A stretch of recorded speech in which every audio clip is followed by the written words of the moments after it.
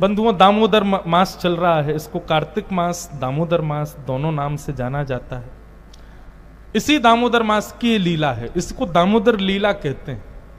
ठाकुर जी आज प्रातःकाल उठकर के यशोदा मैया की गोद में जाके बैठे और कुछ लीला कर रहे थे। पता नहीं ठाकुर जी ने, जैसी मैया ने दूर गई सो ठाकुर जी ने एक मटकी फोड़ दी। वो मटकी यशोदा मैया की पर सास के जमाने की।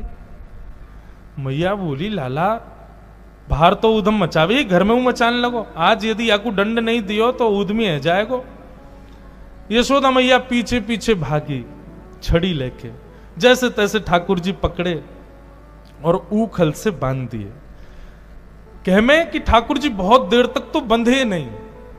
मैया ने खूब बड़ी बड़ी रस्सी लाई, लेकिन सब रस्सी छोटी पड़ जाए।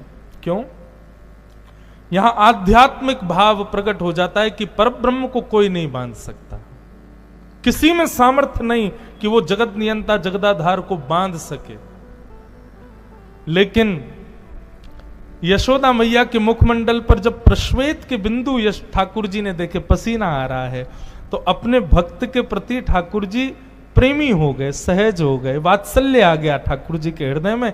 जैसे ही ठाकुर जी के हृदय में प्रेम अपने भक्त के प्रति प्रकट हुआ, सो ही ठाकुर जी उस रस्सी में बंध गए। दामोदर, उदर में जो रस्सी को समेट रहे थे बार बार, इसलिए उनका नाम पड़ा दामोदर। यही दामोदर मास है। तो ये दामोदर मास इसलिए श्रेष्ठ माना जाता है कि इस मास में ठाकुर जी अपने भक्त के सहज सरल प्रेम पर भी मोहित हो जाते हैं और उसके अधीन हो जाते हैं, उसके भाव में बंध जाते हैं। इसलिए इन दामोदर मास में की गई भक्ति साधना, और सबसे बड़ी बात बंधुओं, प्रेम साधना, ठाकुर जी उसको स्वीकार करते हैं। इसलिए दामोदर मास बहुत श्रेष्ठ है। इसलिए आप सबसे प्रार्थना, आप सबके लाल जी को खूब प्रेम करियो, खूब प्रेम भाव प्रस्तुत करियो एक मास पर्यंत। वैसे तो एक मास पर्यंत तो शुरुआती लोगों के लिए है, पर एक मास पर्यंत नहीं, फिर तो जीवन मास पर्यंत, जीवन पर्यंत प्रेम प्रदान करो। ठाकुर जी बंध गए। यशोदा मैया बोली, आज ना तो कोई रोटी मिलेगी ना माखन मिलेगा, चल खड़ो रहे यहीं पे, बहुत उधम मचावे। ठाकुर जी सरक सरक के आगे गए तो दो वृक्ष यमलार्जुन के खड़े थे। जैसे ही बीच से निकले, दोनों वृक्ष टूट के गिर गए। कुबेर के पुत्र नल कुंवर और मणिग्रीव प्रकट हुए। दोनों ने भगवान की स्तुति गाई। बंधुओं, ये कुबेर के पुत्रों को नारद जी ने श्राप दिया था, इसलिए वे दोनों वृक्ष बन गए थे, पर भगवत स्पर्श प्राप्त करते ही दोनों मुक्त हो गए। भगवान की स्तुति गाई, भगवान ने उनको मुक्त कर दिया।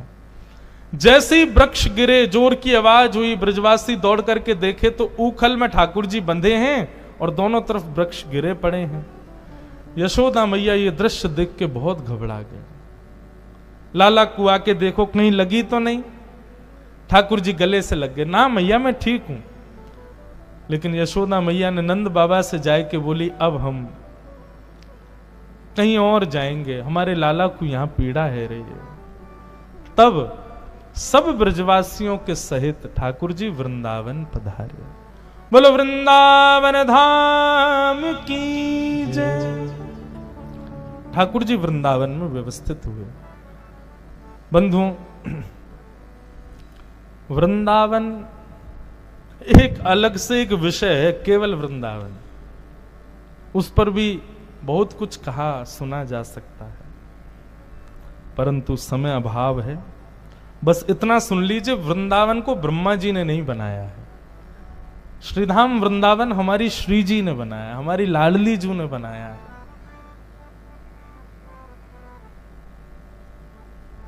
वृंदावन के कई अनंत रसिक जन सब भाव व्यक्त करते हैं। इसलिए मैं एक वृंदावन और सामृत करके एक पद बनाया, मैं गाता हूं हमारे वृंदावन के सप्त निधियों को प्रणाम करने के लिए, पर पूरा पद नहीं गाऊंगा, बहुत लंबा है, बस 2 पंक्ति गा देता हूं। श्यामा हृदय कमल सो प्रगट्यो, श्यामा हृदय कमल सो प्रगट्यो, श्यामा हृदय कमल सो प्रगट्यो, श्यामा हृदय कमल सो प्रगट्यो, श्याम हृदय कुभाई, वृंदावन प्यारो वृंदावन, ओ वृंदावन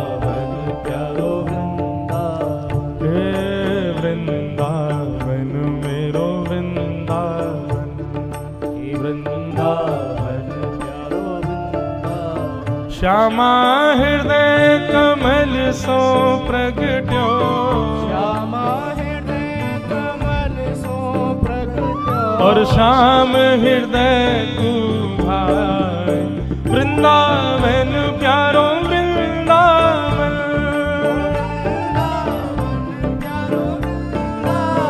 हे वृंदावन मेरो वृंदावन, हे वृंदावन प्यारो वृंदावन,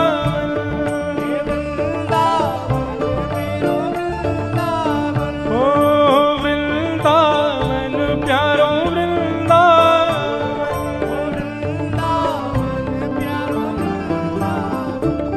बोलो वृंदावन धाम की। हमारे वृंदावन में सप्त निधि बताए जाते हैं। गोविंद देव जी, गोपीनाथ जी, मदन मोहन जी, राधा रमन जी, राधा वल्लभ जी, बांके बिहारी, युगल किशोर, उन सातों निधियों को इस पद में प्रणाम किया गया है। पर अभी समय अभाव, कल सुनाएंगे पूरा पद। तो वृंदावन पहुंचे। बंधुओं, वृंदावन के विषय में श्रीमद् भागवत जी में एक ऐसा शब्द है जो अन्यत्र कहीं भी ठाकुर जी गए वहां के लिए ये शब्द प्रयोग नहीं किया। वृंदावनम संप्रविश्य सर्वकाल सुखावहम। ये सर्वकाल सुखावहम मतलब ठाकुर जी द्वारिका भी गए हैं, ठाकुर जी अन्य अन्य स्थानों पर भी गए, परंतु वृंदावन आकर के सर्वकाल सुखी। जैसे हमारा ऐसा बात होती है ना, बस ये हो जाए जीवन में और कुछ नहीं चाहिए, ऐसे ठाकुर जी का भाव है कि केवल हमको वृंदावन मिल जाए, हमको और कुछ नहीं चाहिए। इतना प्रिय है ठाकुर जी को श्रीधाम वृंदावन। वृंदावन आकर के ठाकुर जी ने अनेक लीलाएं की, अघासुर आदि का वर्णन किया। भगवान ने वन भोज के द्वारा ग्वाल बालों के साथ में सुंदर लीला की। ठाकुर जी वन भोज कैसे करते हैं सुखदेव जी वर्णन कर रहे हैं। वन भोज बोले तो आज की भाषा में बोलूं तो पिकनिक, उस पर ठाकुर जी कैसे जाते हैं। मुझे इतना सुंदर लगता है ये दृश्य ठाकुर जी का, आप लोग भी अनुभव करो। विभ्रद वेणुम जठर पटयो श्रांग वेत्रे च कच्छे, वामे पाणे मृषण कवलम तत्फलम लांगुलीषु, तिष्ठन मध्ये सुपर सुहिदो हासयन नर्म भिस्मे, स्वर्गे लोके मिशति विभुजे यज्ञ भुग बाल केली। ठाकुर जी ने अपनी उंगलियों के बीच में विविध विविध अचार रखे, आम का अचार, नींबू का अचार, टेंटी का अचार, एक नहीं है 3-4 प्रकार के अचार, और अपने हस्त के बीच में एक चटनी रखी है। एक भुजा में ठाकुर जी ने रोटी पकड़ी। अच्छा, हाथ भी कैसे, यहां पर वंशी और यहां पे गैया बुलावे वाली श्रृंगी, ये दोनों दबा रखे हैं। ठाकुर जी ऐसे बैठे हैं, यहाँ अचार लगे हैं, बीच में चटनी। अब ठाकुर जी एक कवल रोटी का खाते हैं, फिर एक अचार चाटते हैं, फिर रोटी खाते हैं, फिर दूसरा अचार चाटते हैं, फिर बीच बीच में ग्वाला के, लाला देख मैं कहा लेके आयो, तेरे काजी सब्जी बनवा के लाओ। ठाकुर जी ने ला खवाए दे, ग्वाला अपने हाथ से खवाए दे। ठाकुर जी पा रहे हैं, आज दधि मीठो मदन गोपाल। इस पद में महाराज जी एक बहुत सुंदर भाव, जो वो जो नहीं पायो सुनो मेरे भैया मेरी हथेली चाट। ठाकुर जी दही बांट रहे हैं सब ग्वालन को, तो कछु ग्वाला ऐसा भाव आवे, कछु ग्वाला पीछे खड़े वो उनको नहीं मिली, वे ग्वाला उदास है गए, बोले लाला हमको तो दही मिली ना, आगे बारी इनको सबरी मिल गई। सो ठाकुर जी ने कहा कियो, मटका में अपना पूरा हाथ घुमाए के कही, बोले जो नहीं पायो, जिन जिन को दही नहीं मिलो, सुनो मेरे भैया, लो मेरी हथेली चाट, मेरी हथेली आके चाट लियो। कोई एक उंगली चाट रहो, कोई ठाकुर जी के अंगूठा को चाट रहो, कोई यही हाथ से चाट रहो है। अब ये दृश्य देख करके ब्रह्मा ने कहा ये भगवान नहीं हो सकते, ये भगवान हो ही नहीं सकते। हम इतना आचार विचार, हम इतनी पवित्रता का ध्यान रखते हैं, मंदिर में जाने से पहले हाथ धो, पैर स्वच्छ, वस्त्र शुद्ध होने चाहिए, आदि आदि, और ये ठाकुर जी हैं अपनो हाथ दे दियो, ग्वाल बाल सबरे हाथन को ही चाट रहे हैं, एक दूसरे को झूठो ही खा रहे हैं, ये भगवान है। और ब्रह्मा जी ने इस संशय में ठाकुर जी के सब ग्वालों को हरण कर लिया। ब्रह्मा जी ने जैसे ही ग्वाल बालों का हरण किया, ठाकुर जी यमुना जल पान करने गए, लौट करके आए तो देखा सब ग्वाल बाल है ही नहीं। तो ठाकुर जी ने अपने भीतर से ही समस्त ग्वाल बालों को प्रकट कर दिया। नेत्र बंद करके ध्यान लगाया, गए कहां ग्वाल बाल? तब पता चला, बोले अच्छा ब्रह्मा संशय करता है हमारी लीला पे। सोचो बंधुओं, ब्रह्मा का एक मुख नहीं है, चतुर्मुख है ब्रह्मा। मतलब हमारे पास 2 आंख हैं, ब्रह्मा के पास में 4 मुख हैं, सब में 2-2 आंख, सब में 1-1 बुद्धि। फिर भी ब्रह्मा ठाकुर जी की लीला को चकित हो गया, तो हम क्यों नहीं होंगे? हमारे हृदय में संशय क्यों नहीं आएगा? ब्रह्मा की आ जाता है। ठाकुर जी ने ग्वाल बालों को अपने रूप में ही प्रकट कर दिया और ठाकुर जी अपनी लीला करने लगे। ब्रह्मा जी सोचे, अब वो बहलूपिया कृष्ण रो रहा होगा अपने ग्वाल बालों की याद में, देखूं तो सही। नीचे आके ब्रह्मा जी ने देखा तो जितने ग्वाल बालों का हरण किया वो सब घूम रहे थे। ब्रह्मा जी बोले, ओहो बहुत बड़ी मिस्टेक हो गई है। तो सोचे भगवान से क्षमा मांगूं, लेकिन ऐसे नहीं, ग्वाल बालों को पहले ब्रह्मलोक से ले आऊं फिर क्षमा मांगूंगा। जैसे ही ब्रह्मा जी ब्रह्मलोक पहुंचे, ठाकुर जी ब्रह्मा जी से पहले पहुंच गए ब्रह्मलोक, और द्वारपालों के ब्रह्मा जी का रूप धारण करके गए भगवान, और द्वारपालों से बोला, मेरे जैसा दिखने वाला दूसरा कोई आवे तो भगा देना उसको यहां से। आजकल बेलूपिया बहुत घूम रहे हैं। और ठाकुर जी भीतर जाके विराजमान हो, असली ब्रह्मा पहुंचे। द्वारपालों ने मार्ग रोक दिया। ब्रह्मा जी बोले, मैं ब्रह्मा हूं। बोले, चल भक्त, तेरे जैसे बहुत ब्रह्मा घूमते हैं यहां पे, हमारा ब्रह्मा तो भीतर बैठो है। ब्रह्मा जी बोले, मैं ही ब्रह्मा हूं। बोले, झूठ बोल रहा है, ब्रह्मा तो भीतर है। अंत में ब्रह्मा जी का भेद खुल गया। भैया, ये मैं काय बात का अभिमान करता हूं कि मैंने सृष्टि बनाई, मैंने जैसा बनाया वैसा कोई बन नहीं सकता। ये शक्ति तो केवल नारायण में है, केवल परब्रह्म में है, योगेश्वर कृष्ण में है।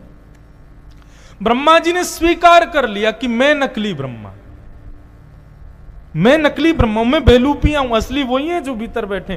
पर एक बार मुझे उनका दर्शन करा दो। जैसे ही ब्रह्मा जी ब्रह्मलोक में भीतर गए तो सबको तो ब्रह्मलोक में भीतर ब्रह्मा जी दिख रहे थे, लेकिन ब्रह्मा को साक्षात शंख चक्र गदा पद्मधारी श्रीमन नारायण दिखाई दे रहे थे। ब्रह्मा जी ने कान पकड़े, बोले, भगवान गलती हो गई, सॉरी। और ब्रह्मा जी ने यहां स्तुति गाई, उसको ब्रह्म स्तुति कहते हैं। बंधुओं, ब्रह्म स्तुति बहुत बड़ी है, 3-4 दिन का प्रवचन इसमें ही लग जाए। पर ब्रह्म स्तुति की एक विशेषता है, हम लोग कितने चतुर हैं। सोचो, हमको बनाने वाला ब्रह्मा कितना चतुर होगा। ब्रह्म स्तुति में ब्रह्मा जी की चतुराई दिखती है। एक श्लोक सुना देते हैं, ब्रह्मा जी क्या कह रहे हैं, ठाकुर जी से क्षमा मांगते हुए कह रहे हैं कि भगवान, उच्छेपणम गर्भगतस्त पादयो किम कल्पते मातुरजोक्ष जाग से। भगवान, गर्भ में जब बालक होता है मां के, वो कभी कभी हाथ पैर चलाता है तो मां को दर्द होता है। भगवान बोले, हां। तो क्या गर्भ के बालक की उस हाथ पैर चलाने की क्रिया से मां को जब दर्द होता है तो क्या मां अपने बालक से नाराज हो जाती है? भगवान बोले, नहीं। तो ऐसे ही भगवान, ये पूरा ब्रह्मांड आपके उदर में है, और उस उदर का मैं ब्रह्मा भी एक बालक हूं। यदि मैंने छोटी सी गलती कर दी तो आप मुझसे नाराज क्यों हो गए? भगवान, मैं आपके गर्भ का बालक नहीं हूं? भगवान अपलक नेत्रों से क्रोध में भर के ब्रह्मा को देखने लगे। बोले, चतुर तो बहुत हो तुम, बातें बाक पटुता तो बहुत है तुम्हारे पास में, बातें बनानी तो बहुत अच्छी है। एक बात और बताएं बंधु, बहुत अपराध करने वाला व्यक्ति ऐसी बाकपटुता सीख जाता है, सिखानी नहीं पड़ती, आ जाती है उसके अंदर। वो बात बात में बाकपटुता एक होती है, बात कहना और करना भी। लेकिन कई लोग ऐसे होते हैं, उनके पास केवल बातें होती हैं रिझाने के लिए। शास्त्रों में वर्णन है कि प्रवचन देने वाला भगवान को प्राप्त नहीं कर सकता, क्योंकि प्रवचन देने वाला केवल लुभाने के लिए ही प्रवचन देता है। उसका प्रवचन जब खुद पर लागू करे तब ठाकुर जी मिलते हैं। तो इसलिए वक्ताओं को चाहिए जो कहें वो करें, और या फिर वही कहें जो वो करते हैं। उसके अतिरिक्त यदि वो कुछ कहेंगे तो उनकी बात का प्रभाव नहीं होगा। ब्रह्मा जी ने स्तुति गाई, ठाकुर जी नहीं माने, ना रीझे ब्रह्मा जी से। आगे श्रीमद् भागवत में बंधुओं अनेक और कथाएं आई। भगवान की पौगंड अवस्था का वर्णन, ठाकुर जी गौचारण करने जाते हैं उस लीला का वर्णन, धेनुकासुर के वध का वर्णन। श्रीमद् भागवत में फिर आगे ऋतुओं का वर्णन करते हुए वेणु गीत का वर्णन किया। बहुत सुंदर है वेणु गीत। बरहा पीड़म नटवर वपु कर्णयो कर्णकारम विव्रद वासः कनक कपिसं वैजयन्तीं चमाला रन्ध्रान् वेणुवधर सुधया पूरयन् गोपवृन्दै वृन्दारण्यं स्वपदरमण प्राविशद गीत कीर्ति। वेणु गीत का एक अगर मैं आज की भाषा में नाम लूं तो लाइव टेलीकास्ट।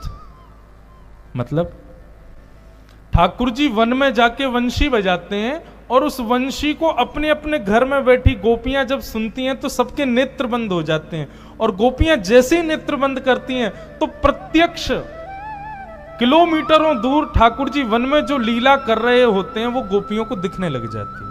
ये वेणु गीत है। ऐसे वेणु गीत का वर्णन किया गया। आगे गोपियां सब कात्यायनी पूजा करती हैं, भगवान को पति रूप में मांगती हैं, उसका वर्णन किया। भगवान ने कालिया नाग को यमुना से मुक्त करके भगाया, ये सब कथाएं आई। 2 बार अग्नि का पान किया, दावाग्नि का पान किया। मथुरा की गोपियों पर भगवान ने कृपा की। इस प्रकार सब भाव यहां सुनाए गए। और अब प्रारंभ होती है गोवर्धन पूजा। आज ठाकुर जी वन विहार करते हुए गायों के साथ जब वापस आए तो सब घरों में 56 भोग बन रहे हैं। ठाकुर जी ने जाए करके नंद बाबा से पूछी, बाबा ये 56 भोग क्यों बनाए जा रहे हैं? तो बाबा ने कही, बोले लाला हम सब किसान हैं और हमारे देवता इंद्र हैं। साल में एक बार हम इंद्र की पूजा करें तो इंद्र हमारी पूजा से प्रसन्न होकर अतिवृष्टि, अनावृष्टि, ओलावृष्टि इन सब पर नियंत्रण रखते हैं, तो हमारी खेती बाड़ी बढ़िया चलती है। भगवान बड़े लॉजिकल हो गए यहां पे। ठाकुर जी बोले हैं इंद्र अकेला चाहे तो ही खेती बढ़िया चलती है। कहो पिताजी अगर सूर्य अंतर्धान हो जाए तो, सूर्य कभी प्रकाश ही नहीं दे तो खेती हो जाएगी? नहीं होगी। तो पिताजी इंद्र के संग संग सूर्य की भी पूजा करनी है। और पिताजी एक और बात, इंद्र की पूजा सूर्य की पूजा करेंगे, कहीं पवन देव नाराज हो जाएं, वो बहना बंद कर दें तो खेती होगी? बोले नहीं, तो इसलिए पवन देव की भी पूजा करो। और हाँ पिताजी इंद्रदेव, पवन देव, सूर्य देव ये तीनों की पूजा हुई और कहीं वरुण देव सूख गए तो फिर क्या होगा? उनकी भी पूजा करो। और पिताजी रात्रि में चंद्रमा अंतर ध्यान हो गया तो चंद्रमा यदि शीतलता नहीं देगा तो भी वनस्पति खराब हो जाएगी, चंद्रमा की भी पूजा करो। लाला तू कहनो का चाह रहा है? बोले मैं ये कहना चाह रहा हूं पिताजी 33 कोटि देवता हैं, सबकी सहायता से ही पृथ्वी चलती है, किसी एक देव की कृपा से नहीं होता। सब देव देव आलसी पुकारा, जो देवताओं के भरोसे पड़ा रहता कर्म नहीं करता वो आलसी है। पिताजी हमारे कर्म में अधिकार है हमको सुख दुख देने का, देवता नहीं करते कुछ भी। हां देवताओं को भजा जाता है, पूजा जाता है ताकि देवता सहायक रहें, पर कार्य सिद्ध देवता करें ये गलत है। कार्य की सिद्धि देवता नहीं करेंगे, वो तो हमको ही करना पड़ेगा। और पिताजी एक देव को पूजोगे तो दूसरा नाराज होगा, दूसरे को पूजोगे तो तीसरा नाराज होगा। ऐसा करो ना कि सब देवता प्रसन्न हो जाएं। बोले वो कैसे होगा लाला? बोले जड़ में पानी डालो पूरा वृक्ष हरा भरा हो जाता है। ठीक वैसे ही 33 कोटि देवताओं के मूल आधार श्रीमन नारायण हैं और वही हमारे ब्रजमंडल में श्री गोवर्धन नाथ के रूप में विराज रहे हैं। साल में एक बार पूजा करनी है, 56 भोग लगाना है तो उनका लगाओ, वे सब देवताओं के मूल हैं। उनको प्रसाद लगाने से, उनको पूजन करने से सब देवता तृप्त हो जाते हैं। चलो गोवर्धन।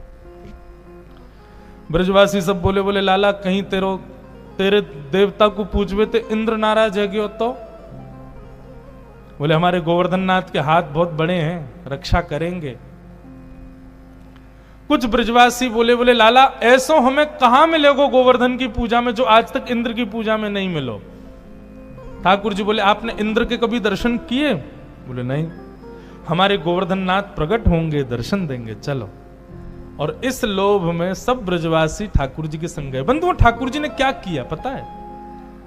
ब्रजवासियों को लेकर के एक श्रेष्ठ स्थान प्रदान किया, सदमार्ग प्रदान किया। सब ब्रजवासी गोवर्धन पहुंचे, सबने जाकर के परिक्रमा लगाई, मानसी गंगा से श्री गोवर्धन नाथ का अभिषेक किया। 56 भोग जैसे ही सजाए, सब ब्रजवासी प्रार्थना करने लगे। इतने में ही 4 भुजा वाले श्री गोवर्धन नाथ प्रकट है गए। बोलो गोवर्धन नाथ के। लाओ ब्रजवासियों भोग, लाओ ब्रजवासियों भोग कह करके स्वयं श्रीनाथ प्रकट भये। सब ब्रजवासियों ने अपने घर घर की सामग्री अपने हाथन से जाकर ठाकुर जी को पवाई और ठाकुर जी प्रेम से पा रहे। ब्रजवासी बोले लाला एक बात बता। बोले कहा ये तेरो गोवर्धन नाथ जो है का या को चेहरा तोते बहुत मिल लो, बिल्कुल एक जैसे लग रहे हो दोनों। लाला तेरो चेहरा चो मिल लो या ते? ठाकुर जी बोले अरे तू ना जाने, एक ही गैया को दूध पी मैं और ये गोवर्धन नाथ भी, मैं अपनी गैया चरावे आऊं तो वही गैया को दूध जे पी में, तो एक ही गैया को दूध पीवे के मारे हम दोनों उनको चेहरा एक जैसो है गो है। श्री रामा मधुमंगल बोलो लाला दूध पीवे तो चेहरा एक जैसा थोड़ी होए करे। ठाकुर जी बोले चोना हो गए, एक ही माँ के 2 बालक, बहन भैयान के कभी कभी चेहरा मिले ना, क्यों? बोले एक ही मैया को दूध पियो या हमारे मिले। मधुमंगल बोले लाला बात तो तेरी सांची है, लेकिन या हिसाब से तो फिर बछड़ा को चेहरा हमते क्यों ना मिले? वो बछड़ा भी गैया को दूध पीवे, वहां को चेहरा तो मिले ना हमते। लेकिन बंधुओं सबसे बड़ी बात, ब्रजवासियों से एक चीज सीखो। ठाकुर जी जो कह देते हैं ब्रजवासी उसमें बुद्धि नहीं लगाते। ठाकुर जी कह दें ऐसा तो ब्रजवासी मान जाए हाँ लाला ऐसा ही होगा। यही भक्त को चाहिए। मैंने पहले दिन शायद दूसरे तीसरे दिन कथा में कहा था, भक्ति बुद्धि का विषय नहीं है, तर्क का विषय नहीं है। ठीक है जिज्ञासा होनी चाहिए पर उस पर तर्क नहीं होना चाहिए। प्रेम में तर्क नहीं होता, प्रेम में जिज्ञासा होती है। ब्रजवासी कभी तर्क नहीं कहते, ठाकुर जी जो कहते हैं सहजता से ब्रजवासी सुन लेते हैं। इंद्र को जब पता चला मेरी पूजा बंद हो गई, मैं मूसलाधार मेघों को भेज दिया। और भागवत में तो वर्णन है कैसे मेघमालाएं आई। बोले सांबर्तक ऋतु आ गई, सांबर्तक मेघ आ गए। जो मेघ प्रलय के समय पर बरसते हैं वो मेघ आए वृंदावन में। आकाश में जैसे ही बादल गरजने लगे, ब्रजवासी बोले हम तो पहले ही मना कर रहे हैं इंद्र की पूजा बंद मत करो, देखो नाराज है गो। ठाकुर जी बोले जिनकी शरण में आए उन पर पूर्ण विश्वास रखो, वो रक्षा करेंगे। जैसे ही वर्षा होने लगी, ठाकुर जी गए गोवर्धन नाथ को प्रणाम कियो। किसी के विश्वास में विघ्न ना आए इस भाव से ठाकुर जी ने दोनों भुजाओं से श्री गिरिराज जी को एक तरफ से जैसे ही नेक स्पर्श कियो, श्री गोवर्धन नाथ जी तिरछे से है गए। ठाकुर जी भीतर प्रवेश किए, अपनी दोनों भुजान से गिरिराज जी को धारण करके मध्य में पहुंचे। और मध्य पहुंचते ही ठाकुर जी ने अपने बाम हस्त की इकन्नी उंगली के नख पर श्री गोवर्धन नाथ को धारण कर लियो। बोले गिरिराज धरण की जय, श्री गोवर्धन नाथ की।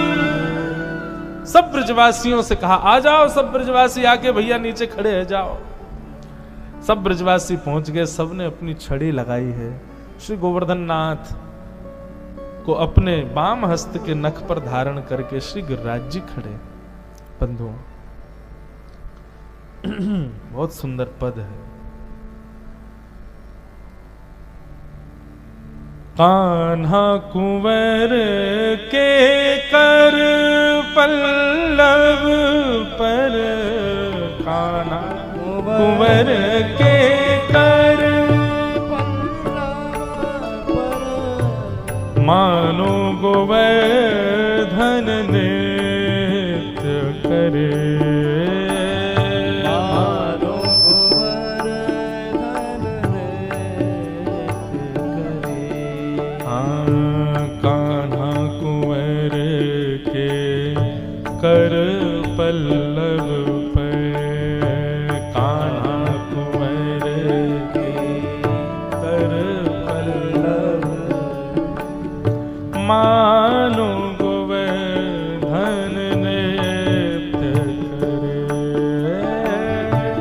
मानो गोवर्धन नृत्य करे।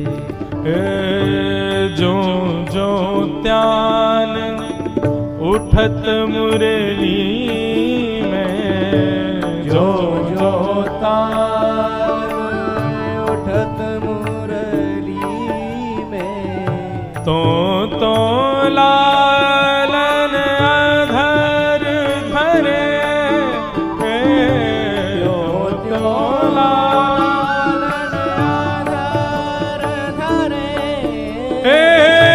मेघ मृदंगी मृदंग बजावे,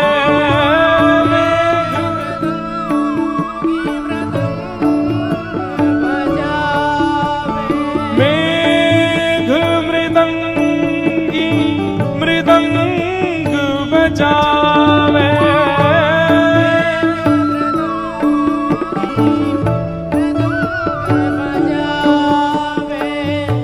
तामिनी दम के मानो दीप जले, तामिनी दम के जो दीप जले। कान्हा कुंवर के कर पल्लव पे, कान्हा कुंवर के कर मानो गोवर्धन नृत्य करे, मानो गोवर्धन नृत्य करे। कान्हा कुंवर के कर पल्लव पे, कान्हा कुंवर श्री नंददास जी का पद है। ठाकुर जी अपने नक पर गिरिराज जी धारण करके खड़े हैं, मानो गिरिराज जी नृत्य कर रहे हैं ठाकुर जी की उंगली पर, कभी यों जावे कभी यों जावे, ठाकुर जी लेके खड़े हैं। कितना सुंदर भाव है। ज्यों ज्यों तान उठत मुरली की, त्यों त्यों लालन अधर धरे।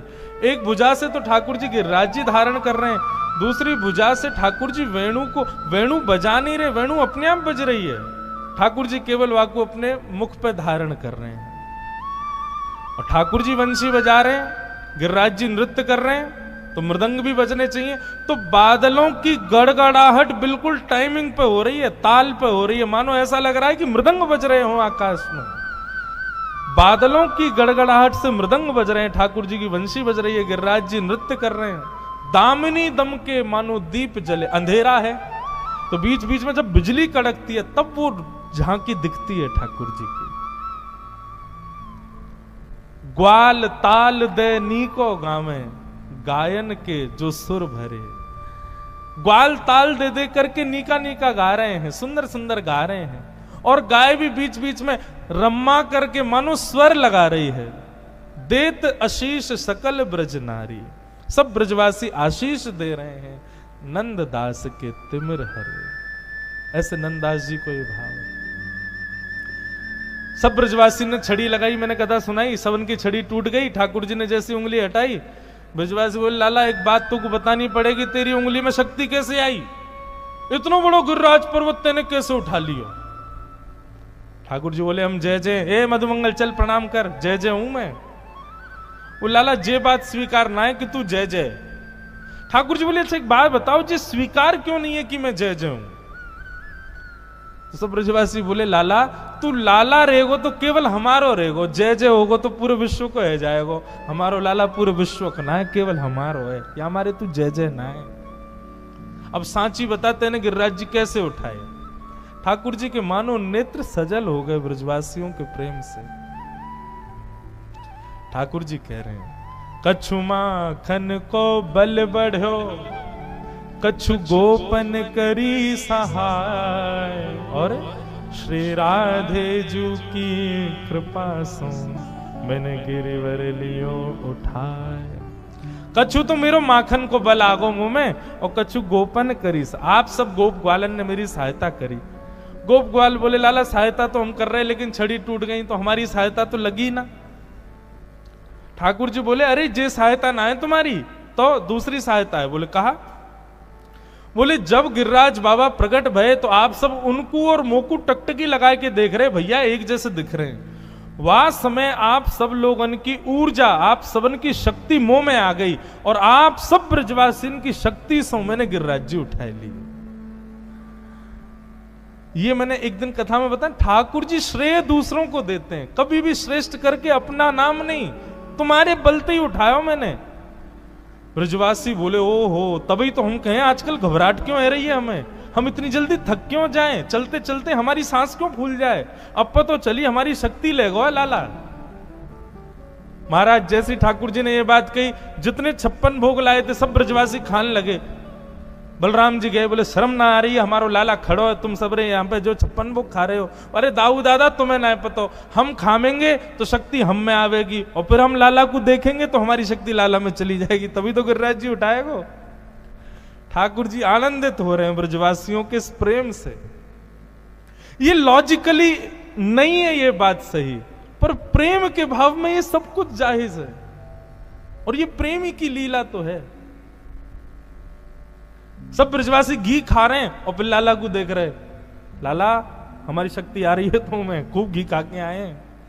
ठाकुर जी बोले, हाँ भैया प्रेम ते खाओ ताकि मेरो बल बढ़तो रहे। श्री राधे जू की कृपा सो मैंने गिरिवर लियो उठायो। ये किशोरी जी की कहा कृपा भाई। बंधुओं एक बड़ी गोपनीय और रहस्य बताऊं, 21 कोस के हमारे 7 कोस के गिरिराज जी के नीचे सब ब्रजवासी खड़े हैं। ब्रजवासी कोई 2-2.5 हजार थोड़ी थे, लाखों ब्रजवासी थे, सब एक से एक कमर लगा करके खड़े हैं, हिलने की भी जगह नहीं है महाराज। और ऐसी स्थिति में हमारी वृषभानु नंदिनी श्री किशोरी जी राधा रानी वो बिल्कुल ठाकुर जी के सामने ही खड़ी हैं, बिल्कुल सन्मुखी खड़ी हैं। एक हमारे ब्रज के रसिक कह रहे, बोले ठाकुर जी तो केवल 7 मिनट के लिए उठाए थे गिरिराज जी। 7 मिनट में इंद्र को पता चल गया था कि ये तो श्याम सुंदर है, साक्षात भगवान है, मैं किसकी परीक्षा ले रहा हूं। इंद्र ने जैसे ही मेघ मालाएं थोड़ी कम करी ना, तो ठाकुर जी ने इशारा कर दिया, बोले सुन जितनों तो पे भंडार है सब बरसा दे। बोले क्यों? बोले अरे तू बरसा तो रहेगो तो हम यूं ही खड़े रहेंगे, या बहाने से श्री जी देखवे को मिलेंगी, श्री जी को अपलक नेत्रन से देखवे को ये दर्शन प्राप्त होएगो। श्री राधे जू की कृपा सो, अरे राधे जू की कृपा का, राधे जू को देखवे के मारे ठाकुर जी 7 दिन तक यूं ही खड़े रहे ताकि ये दिखती रहे हमको। इसीलिए जयदेव महाप्रभु हमने एक दिन पाठ किया ना गीत गोविंद का, उसमें कहते हैं अभिनव जलधार सुंदर धृत मंदर श्रीमुख चंद्र चकोर जय जय देव हरे। श्री राधा मुख चंद्र चकोर जय जय देव। अब इसका विस्तार हम कल सुनेंगे बंधुओं 3:30 बजे से। अभी वो कर दूं, नहीं तो वो बाबा की बात मुझे याद आ जाए, बोले गिरिराज जी नीचे पधरा दो, नहीं तो रात भर लाल जी यहीं खड़े रहेंगे। 7 दिन बाद इंद्र का मान टूटा और ठाकुर जी ने गिरिराज जी नीचे पधरा दिए। बोले गोवर्धन नाथ की, ऐसी रूखी जय नहीं चाहिए, जोर की जय। बोलो गोवर्धन नाथ की।